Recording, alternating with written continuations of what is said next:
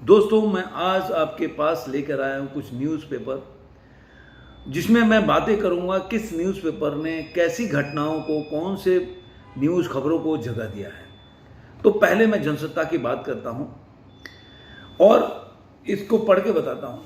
पहला न्यूज़ है, पूछताछ के लिए तेलंगाना के मुख्यमंत्री रेवंत रेड्डी को तलब किया गया है। जैसा कि दोस्तों जानते हैं आप कि अमित शाह का एक वीडियो जो काफ़ी सोशल मीडिया पे वायरल हो रहा है, उसमें उनका रिजर्वेशन के ऊपर वीडियो है, उसको उन्होंने कटिंग करके एडिट करके वो उसको बनाया हुआ है। उसमें कुछ जैसे मुस्लिम कम्युनिटी के आरक्षण के ऊपर रोक करने के लिए बात कर रहे हैं कि हमारी सरकार आएगी, तो उन्होंने एडिट करके वो SC ST और OBC के करके डाला हुआ है। तो एक फेक जो वीडियो बनाया, जिसको ऐसा खबरें आ रही है कि तेलंगाना के जो रेवंत रेड्डी हैं उनके भी ट्विटर हैंडल से इसको शेयर किया गया है या ट्वीट किया गया है।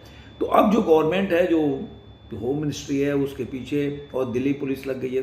सुना कि दिल्ली पुलिस वहाँ भी गई है तेलंगाना में, तो और असम से किसी व्यक्ति को गिरफ्तार भी किया गया है इस सिलसिले में, क्योंकि अब बीजेपी चाहती है कि एक चुनाव का ऐसा पल है कि जहाँ पे अगर वो कहीं भी बैकफुट पे नजर आई या ऐसे मुद्दे को अगर वो जनता पे कांग्रेस ले जाने में सफल हुई तो कहीं ना कहीं उनके वोट परसेंट में डेंट पड़ेगा। और बीजेपी आज के टाइम में वो जोखिम उठाना नहीं चाहती। तो इससे बीजेपी का गणित ये होता है कि अगर मान लीजिए हेमंत जो रेवंत रेड्डी हैं उनके ऊपर कोई कार्रवाई करे ठोस किसी तरह का भी, तो ये कांग्रेस इस चीज को ऊपर लेके आएगी कि डेमोक्रेसी खतरे में है। और इस मुद्दे को जितना विपक्ष उठाएगा उतना ही बीजेपी की जो पक्ष है कि मैं आरक्षण के विरोध नहीं हूं या बीजेपी नहीं है, वो बातें उतनी प्रबलता से जनता में जाएगी। ये स्ट्रेटेजी है मेरे हिसाब से। उसके बाद मैंने एक स्पेशल इस पर वीडियो में लाया, ट्रूडो के कार्यक्रम में खालिस्तानी नारे लगे, भारत ने जताई आपत्ति, विदेश मंत्रालय ने कनाडा के उप उच्चायुक्त को तलब किया। अब एक घटना ऐसी है कि मैं आपको बता दूं कि इस घटना में हुआ कि जो वहाँ पे एक खालिस्तान दिवस था, खालसा दिवस था। वहाँ पे खालसा दिवस के उपलक्ष्य में जो जस्टिन ट्रूडो वहाँ के प्रधानमंत्री हैं उनको बुलाया गया वहाँ पे। और वहाँ पे जब वो आए भाषण दे रहे थे, उनको बोल रहे थे कि नहीं, इनके साथ जो इनकी अधिकारों की रक्षा के लिए मैं हमेशा से इनके साथ खड़ा रहूँगा। तो उस समय जस्टिन ट्रूडो के सामने खालिस्तान जिंदाबाद के नारे लगे। और आपको पता ही है कि जो जितने भी जो खालिस्तानी आतंकी संगठन है, सिख फॉर जस्टिस, ऐसे कई जो हैं, वो लोग वहाँ पे वो अपने डेरा जमा के बैठे। कनाडा उनके लिए सेफ जगह बोल सकते, सेफ है। और ये हमेशा से जस्टिन ट्रूडो का और उनके पिताजी का भी ऐसा उनका हमेशा से एक पक्ष रहा है। वो हमेशा से सिख जो इंदिरा गांधी के टाइम में मेरे ख्याल से हाईजेक किया था, उस समय इंदिरा गांधी के टाइम में भी, तो उन लोगों ने उस समय भी इंदिरा गांधी के कहने के बावजूद भी, मेरे ख्याल से इंदिरा गांधी थी, अगर कोई बात हो तो करेक्ट कीजिएगा, उस समय भी इन लोगों ने उस बात को ध्यान नहीं दिया कि।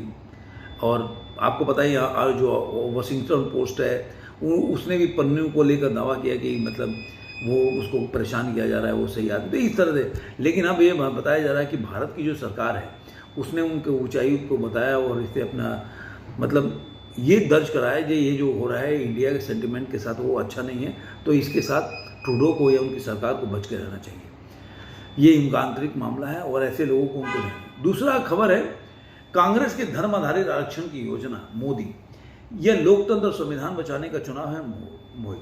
अब आपको पता है कि जो मोदी जी का पूरे रैली में फोकस है कि जो आरक्षण है उसमें उनका आरोप है कि जो राहुल गांधी है या कांग्रेस की सरकार आएगी तो वो आरक्षण जो OBC और SC ST का उसी में वो कुछ हटाकर और कम करके और उसी में जो मुस्लिम के लोग हैं, मुस्लिम कम्युनिटी को शामिल करेगी। और एग्जाम्पल दे रहे हैं कि जो कर्नाटक में हुआ या तेलंगाना में करने का प्रयास कर रहे हैं, उसके बाद वो उसको जोड़ने का प्रयास कर रहे हैं कि जब मनमोहन सिंह 2006 में ऐसा तालकोटरा भाषण किए थे, उनका दूसरा वीडियो भी आ गया इसके ऊपर कि वो बोलते हैं कि हाँ मैंने जो कहा है वो सही है कि मैं भारत के जो संसाधन है उस पर पहला जो अधिकार है मुसलमानों का है। तो वो मोदी जी इस बात को रैली में प्रबलता से उठा रहे हैं। लेकिन वहीं पे राहुल गांधी जो है वो अलग लेवल पे अभी जो बोल सकते हैं कि कुछ दिनों से बैकफुट पे थे, लेकिन आरक्षण के मुद्दे को लेकर और जब से ये अमित शाह का वीडियो वायरल किया है तो उसके ऊपर से उन्होंने ये लेके आए कि लोकतंत्र और संविधान को बचाने का चुनाव है, ओबीसी के कार्ड को भी खोल रहे, तो ये सब चीज़ें हैं। अब दूसरा है कि आपको पता ही होगा कि सुप्रीम कोर्ट से बंगाल सरकार को राहत, शिक्षक भर्ती घोटाले में सीबीआई जांच करने पर रोक। जैसा कि दोस्तों आप जानते हैं कि जो करीब करीब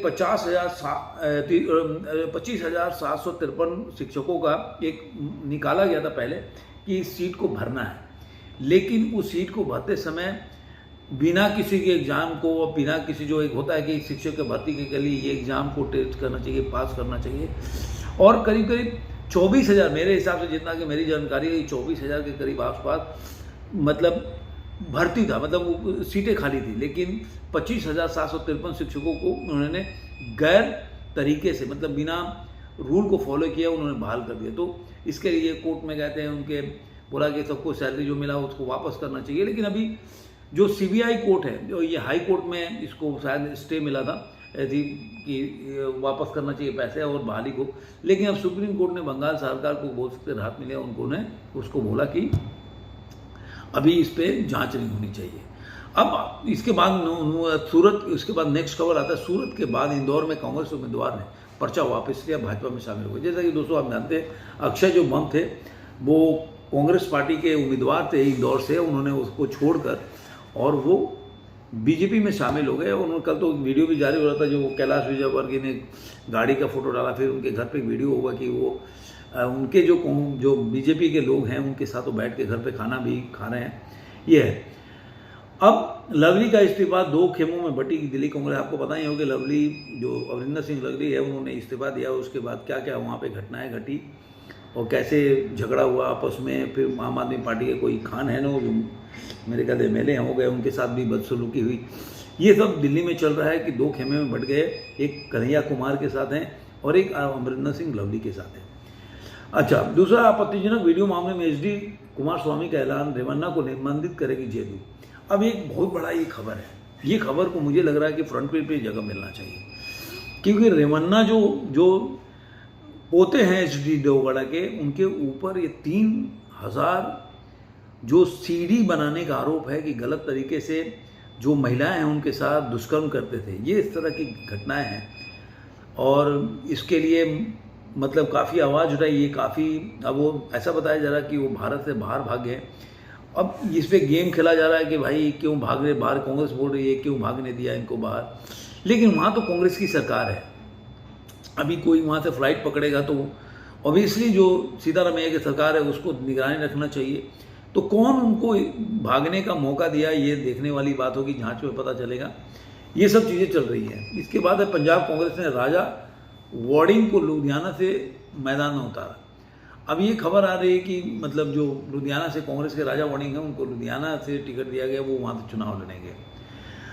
अब एक और खबर आ रही है जो NCERT की किताब है, हर साल इसमें बदलाव होगा। ये पहले भी आपने देखा हो कई बार, इसमें ये जनरल प्रोसेस है और ये चलता रहता है।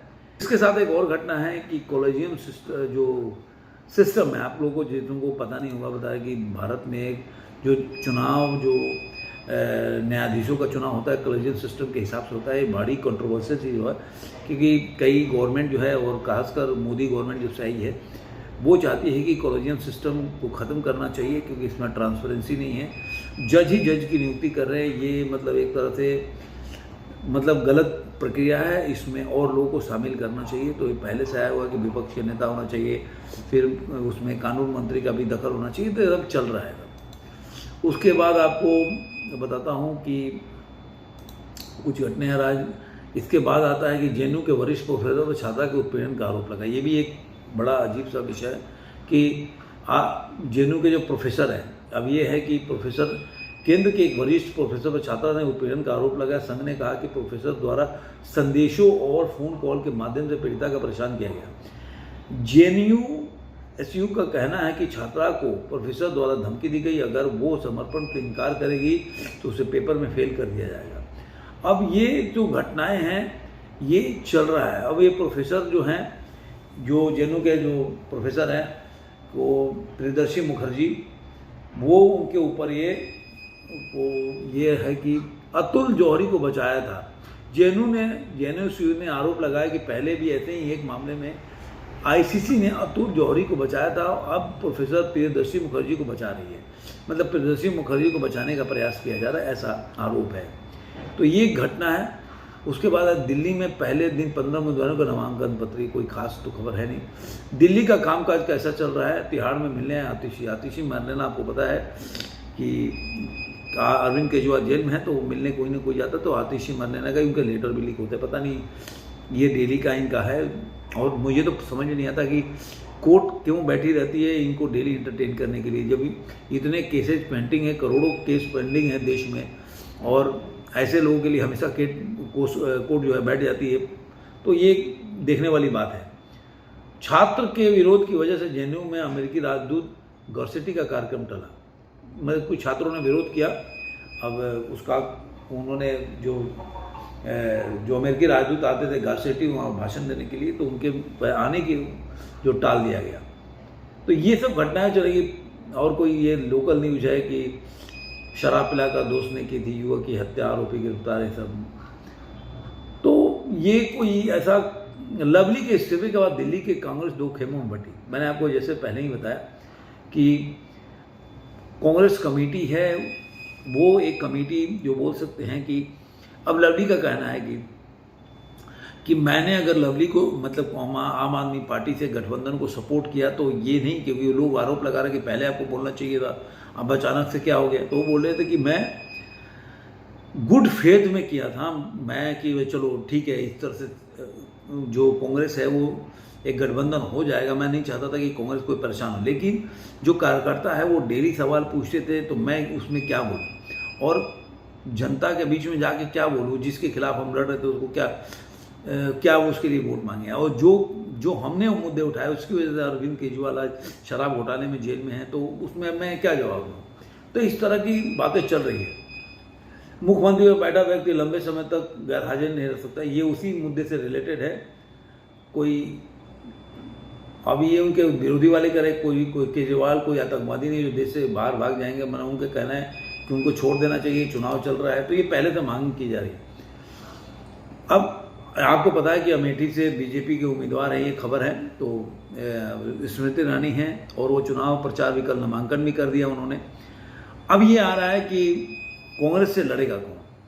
और दोस्तों मेरे को लग रहा है कि राहुल गांधी शायद नहीं लड़ पाएंगे, क्योंकि मुझे नहीं लग रहा कि इतना बड़ा रिस्क उठाएंगे। जैसे कि न्यूज़ में चल रहा है कि राहुल गांधी लड़ सकते हैं और प्रियंका गांधी रायबरेली से लड़ सकती हैं। तो ये सब खबरें, जैसे कि आप बोल रहे हैं कि अगर प्रियंका गांधी रायबरेली से लड़ेंगे तो वहाँ पे वरुण गांधी को बीजेपी उतार सकती है। तो ये सब मतलब थ्योरीज हैं जो मीडिया में चलती रहती हैं, कितना सच होता है कितना गलत तो नहीं। लेकिन जब बीजेपी अगर वरुण गांधी से नाराज ही है तो फिर उनको क्यों उतारेगी? तो क्या तो वरुण गांधी तैयार होंगे, उनका सेटलमेंट हो गया, वो अलग बात है। लेकिन वरुण गांधी ऐसा है कि उनकी महत्वाकांक्षा कुछ ज़्यादा है और मुझे लग रहा है कि उनको कोई भी पार्टी पजा नहीं सकती। ऐसे 2-3 लोग हैं जो पॉलिटिक्स में उनकी महत्वाकांक्षा पार्टी से ऊपर है। एक सिद्धू हैं, आपने देख लिया कि बीजेपी छोड़ के गए, अपनी महत्वाकांक्षा उनका जेटली जो अरुण जेटली थे उनके से बनती नहीं थी, उसकी वजह से वो उल्टा सीधा एक मतलब पार्टी से अलग ही लाइन लेके चलते थे। सेम उनके साथ जाकर वहाँ पे हुआ कांग्रेस में, कांग्रेस को पूरा पंजाब में बर्बाद कर दिया नवजीत सिंह सिद्धू ने।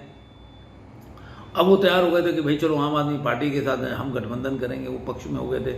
वहाँ की जो कांग्रेस की दूसरी सरकार थी, मतलब जो वहाँ के अध्यक्ष थे कांग्रेस, पंजाब कांग्रेस के अध्यक्ष, वो लोग और उनके जो जितने भी स्ट्रॉन्ग लीडर थे उसका विरोध कर रहे थे, लेकिन उसके समर्थन में थे।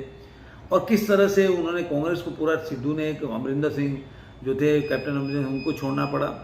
तो ये सब सिद्धू को, जैसे इन लोगों की महत्वाकांक्षा है और ये महत्वाकांक्षा ही, जैसे कि आप जाएंगे बीजेपी में एक थे यशवंत सिन्हा, उनके भी बहुत महत्वाकांक्षा है। तो ऐसे लोग किसी भी पार्टी में एक जगह नहीं रह सकते, उनकी महत्वाकांक्षा उनको कहीं ना कहीं काटती रहती है और वो महत्वाकांक्षा उनका कहीं भी, आपको कैलिवर नहीं है और आप अपने को जोरों से ज़्यादा सोचते हो कि कभी, जैसे कि कीर्ति आज़ाद है, वो कभी क्रिकेट खेले, अब उनको लगता है कि वो क्रिकेट खेल ले, वर्ल्ड कप उनके टाइम पे आ गया तो उनको तो मतलब देश का प्रधानमंत्री बनाना चाहिए। तो ये जो महत्वाकांक्षा होती है ना, कई बार आदमी के दिमाग और पागल कर देती है उसको। ऐसा नीतीश कुमार का था, अभी वो धरातल पे आ गए। वैसे कीर्ति आज़ाद आप देखिए कि कांग्रेस में गए, फिर टीएमसी में गए। शत्रुघ्न सिन्हा का भी वही हाल है कि उनकी बीवी, जब वो कांग्रेस में थे उनकी बीवी समाजवादी पार्टी से लड़े, तो उनको कहीं से भी उनको मतलब वो चाहिए कि इम्पोर्टेंस चाहिए। तो ऐसे लोगों का कोई अपना वजूद नहीं होता, अपना किसी तरह से अपनी महत्वाकांक्षा को फिट करते हैं ऐसे लोग। तो ये जो बोल सकते हैं कि वरुण गांधी उसी में से एक हैं जिनका महत्वाकांक्षा जो है बहुत ज़्यादा है, उनको कोई भी पार्टी संभाल नहीं सकती, ये मेरा मानना है। आगे चलते हैं। उसके बाद ये एडिटोरियल है, तपती धरती और बढ़ती दुश्वारी है, कोई क्यों इतनी गर्मी पड़ रही है, इस पर उन्होंने एक एडिटोरियल लिखा है, काफ़ी लंबा चौड़ा है। युद्ध में रूस का साथ दे रहे हैं चीन को अमेरिका ने चिढ़ाया। अब आपको पता है यूक्रेन और रसिया का लड़ाई चल रहा है, युद्ध चल रहा है, तो उसमें अमेरिका जो है बार बार चीन को मतलब संभालने की कोशिश करता है कि भाई तुम्हें रूस को सपोर्ट नहीं करना चाहिए, क्योंकि अब यूक्रेन के साथ ये लोग हैं तो ऑब्वियसली करेंगे ये लोग। बांग्लादेश में चुनाव के बाद हिंदुओं पर हमले बढ़े। अब बांग्लादेश में चुनाव हो गया, उसके बाद वहाँ पे बताया जा रहा है कि वहाँ पे उसके बाद हिंदुओं पे घटना, और 5वीं बार बांग्लादेश के प्रधानमंत्री बन गई शेख जो हसीना है।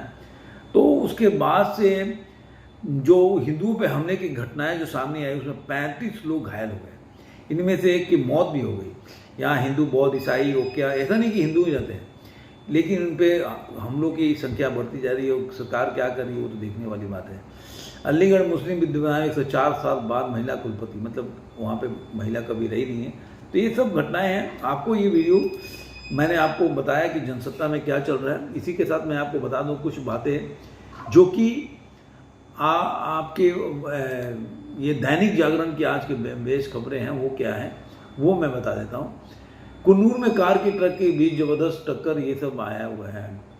ये बोल सकते हैं कि जो अब इसमें आया, हम दिवालियापन से बचने के लिए भीख मांग रहे हैं और भारत पाकिस्तान के विपक्षी नेता ने शहबाज सरकार को खड़ी कर दिया। आपको पता ही है कि सरकार वहाँ पाकिस्तान में क्या हालत है, वहाँ पे बहुत ही भुखमरी का हालत है। तो वहाँ पे ऐसी घटनाएं चलती रहती हैं। वहाँ की सरकार ने, यहाँ पे केरला के यूके बोर्ड रिजल्ट आया 2024 का, वो आ रहा है, वो लाइव है। तो यहाँ पे कोई खास तो न्यूज़ मुझे नहीं दिख रहा है जो दैनिक जागरण में, आज के दिन का दैनिक जागरण में है।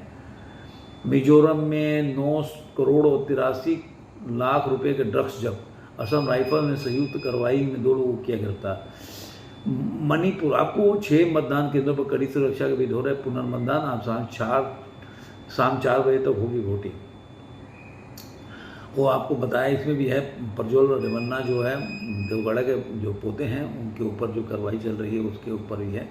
उसके अलावा एस्ट्राजेनेका वैक्सीन से जम जाता है खून का थक्का, कंपनी का ब्रिटेन कोर्ट में कबूला। वैक्सीन से गंभीर साइड इफेक्ट की हुई पुष्टि। कोविड-19 का वैक्सीन है, तो मुझे भी समझ में नहीं आता कि इस तरह का काफ़ी ये कॉम्प्लिकेशंस कोविड-19 के बाद आए। अब वैक्सीन से आए, किससे आए, ये तो अब बाद में रिसर्च में ही पता चलेगा।